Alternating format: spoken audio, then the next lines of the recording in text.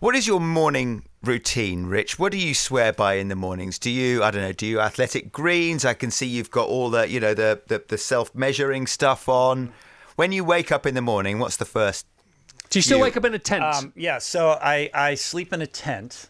So there's that, right? I happen to live in Southern California, where that is a reasonable thing, at least to me. I don't know, maybe not to because other people sleep in tents, but for different reasons. Yeah, it's a long story, but the upshot of it is that I really like sleeping outdoors. I like the cold desert air at night. I now have a nice glamping tent out by the containers, but sleep is super important to me. So my morning routine generally begins the evening before, winding down appropriately. So I do all these things to ensure a good night's sleep.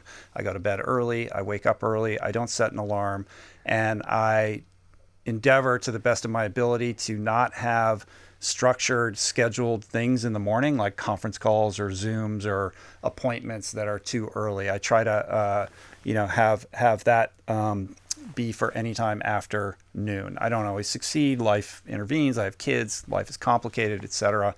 But that's a big piece of it. So good night's sleep, no alarm, wake up when I wake up. And my morning routine typically entails quiet for the first hour. I'll have a coffee, but then meditation, 10 to 20 minutes of that. Morning pages or specific writing. I'm working on a book project right now, so it's less about journaling and more kind of directed writing. That's super important. My most creative energy and my sort of clarity of thought is best in the early hours, and I try to protect that. So I do that. And then I will have a smoothie. Athletic Greens, of course, always finds its way into my smoothie. Shout out AG1. Yeah.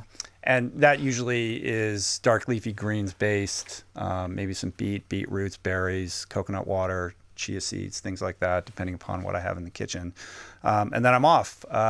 Training is the next thing that typically happens. I'm dealing with a lower back issue right now, and I'm not able. Yeah, that's a whole long rabbit hole. But I'm benched a little bit, which is very uncomfortable for me. You're cycling more. I can ride, but I'm hampered in a way that I'm not used to. So it's forcing me to slow down a little bit, and I'm trying to learn what I'm meant to be learning through that. And so I'm channeling a lot of that energy more into the writing right now. So I'm not able to go out and just pound it hard like I'm used to. But that's typically what I would do. That would mean a trail run, get out on the bike, etc.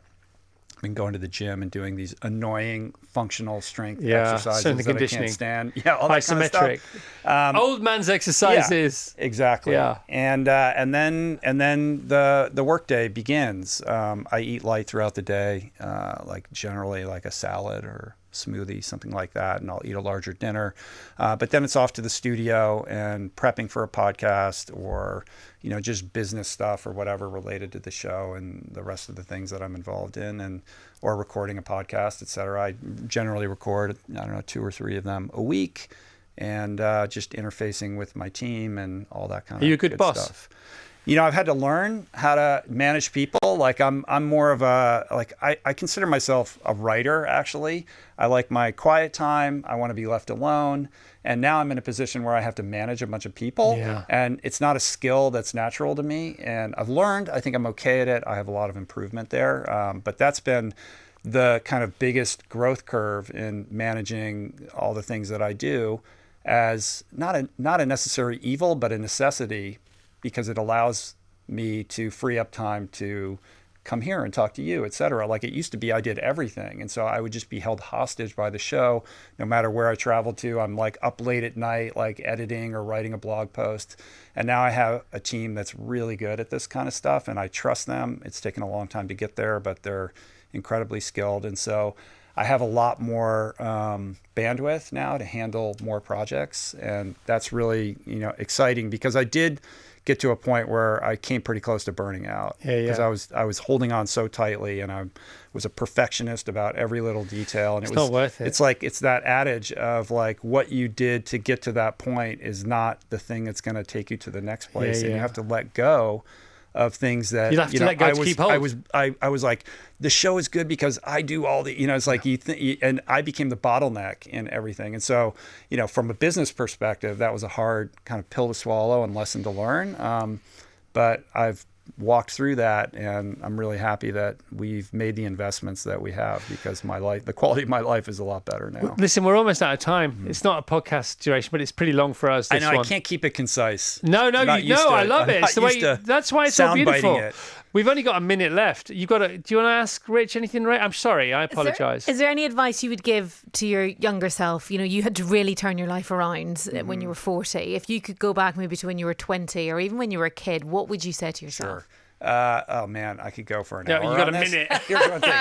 Stop drinking. Yeah. Put the bottle down. That would be number one. Yeah. The other thing would be, just simply put, to live lean, like to just keep your overhead as low as possible, and to take whatever resources you have and invest them in experience. I think your 20s are for going out into the world and learning. The idea that we're supposed to have it all figured out and know what we want to be and do at that age is preposterous.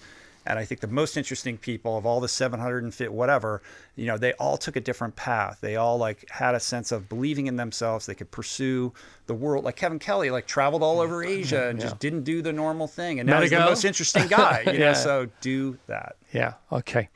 Rich, a joy.